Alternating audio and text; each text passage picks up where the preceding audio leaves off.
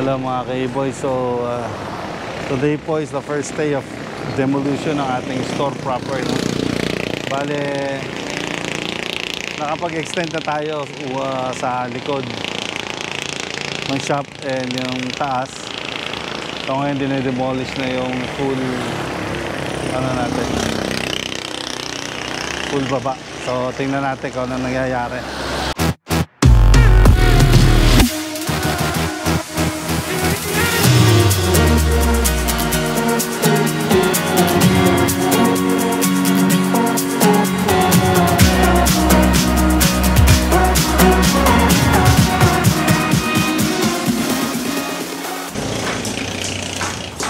Ayan po yung ating size.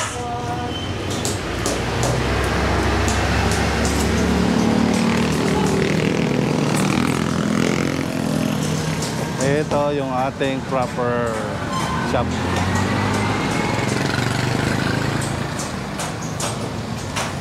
Then mamaya babaklasin ko yan.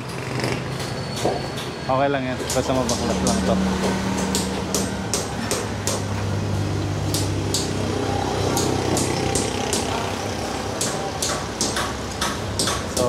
Demolish na yung ating shop. So magiging half ng shop natin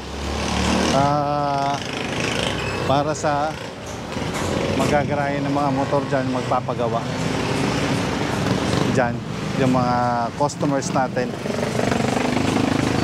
So tingnan natin yung loob. Ayun, nakataas yan.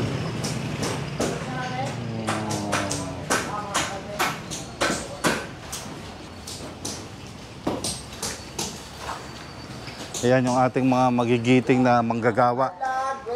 Yan. Yan.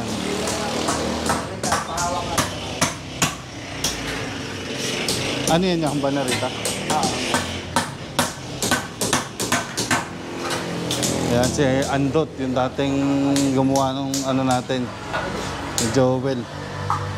Tapos ito yung isang magiting na mangunguryente. Ayan. Ayan. Oh, tapos meron pa dito, nandito pa yung isa, yung ating nagpapalitada rito. Kaya si Alvin, kaya si Rod. Ayan. Sinasara yung ating hagdanan. So titingnan natin sa taas kung ano na yung ginagawa nila.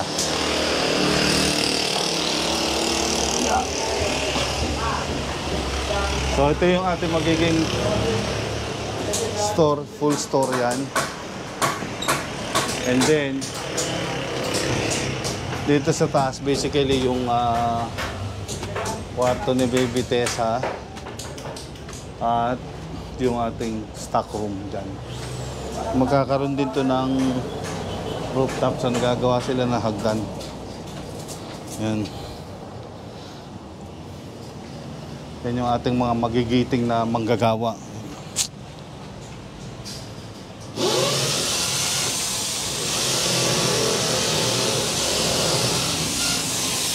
Yan, so yun ang hagdan natin. Papunta ng rooftop.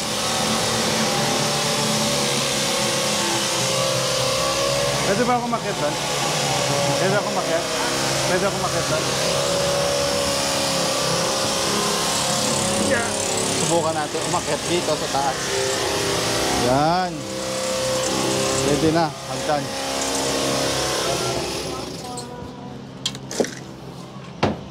Yeah. Ay, nako.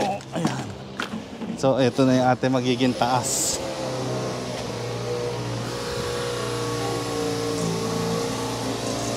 Ayan. Babaklas pa sila ng mga poste.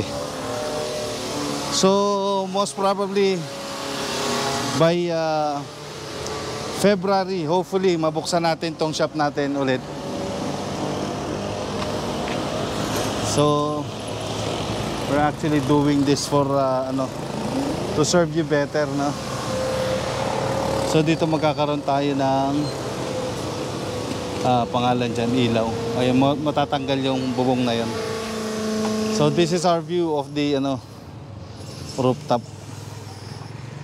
Yan. Okay mga K-Boy, so ito po muna for now yung ating video.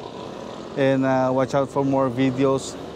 Ipakikita ko po sa inyo yung ongoing renovation natin itong shop natin, okay?